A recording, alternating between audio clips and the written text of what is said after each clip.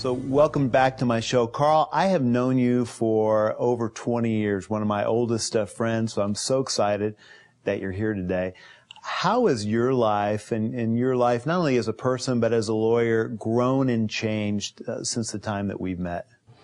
I think a lot of it, Rick, has to do with the passion for people and the passion for their journey that I've gained as I've worked with people and my children over the last few years. And it's really energized me to approach my work in a different way than I did when I first entered my career. Well, when you connect the passion for working with people and the passion with your kids, what do you mean by that? I mean that all of a sudden the energy that I have to represent them zealously, I find that I have a new way or an enhanced way, especially through my children, of connecting with people and then taking their story to the courts, to the mediators, to the decision makers in a way that they feel the passion that I have, the truth and the vigor that I have to represent my clients. And that changes results. It gets results. And so tell me a little bit about the kids. The kids are really the light of my life. I've learned so much about practicing law for my children. I've learned about commitment, and I've learned so much about, in just small microbites, about how the truth really affects people. I think my children will find me to be truthful, loyal, and to always be there for them. And when I translate that over into my practice, my clients and also the decision makers respond to the same basic principles. When they know that I'm loyal to my cause and that I'm truthful with them, and that I'm present in my negotiations. There's no fooling around. They see that, both my clients and the decision makers, as characteristics of people they want to deal with. So it really serves me, whether it's my opponent or it's my client. Why did you decide to become a lawyer? Rick, when I got out of college, I knew that I wanted to somehow be involved in working with and helping people. My father has spent his entire life working for and supporting people, Meals on Wheels, international organizations to help the elderly. And so the law provided me with an opportunity to take what my father ingrained in me as a passion for people and to get an education in that area.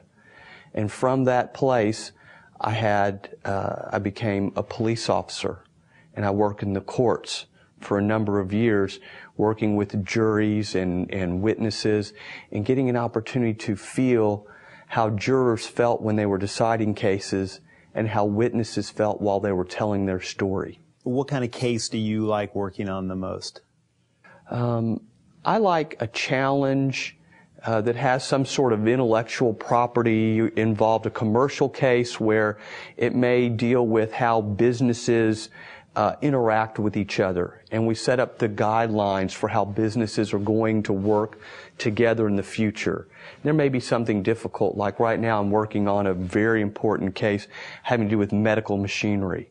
So I'm having to learn about the medical science, I'm having to learn about the business aspect, but there's also a real personal piece to it, because it's how we treat patients and how patients receive medical care, and why these inventions are so important, but we also have to have integrity about how it's brought to market.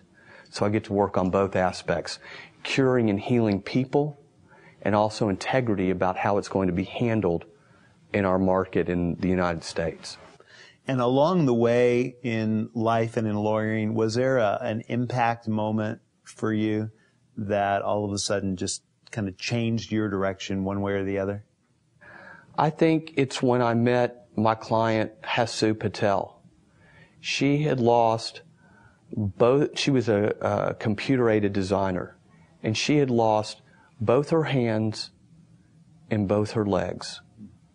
And when she told me that I came to this country to do better, and she did, she was instrumental in offshore engineering.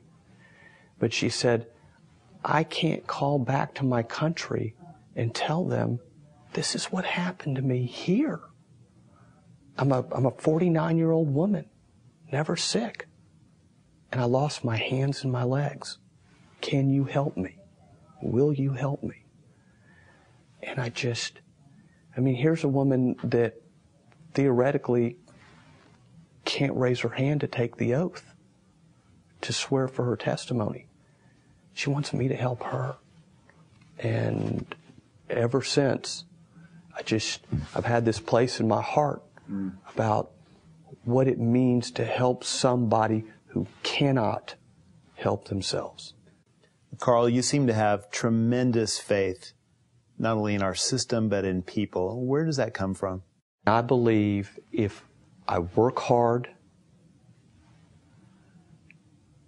I'm an excellent steward and father for my children, and I do the very best I can for my clients, I'm going to get the right result.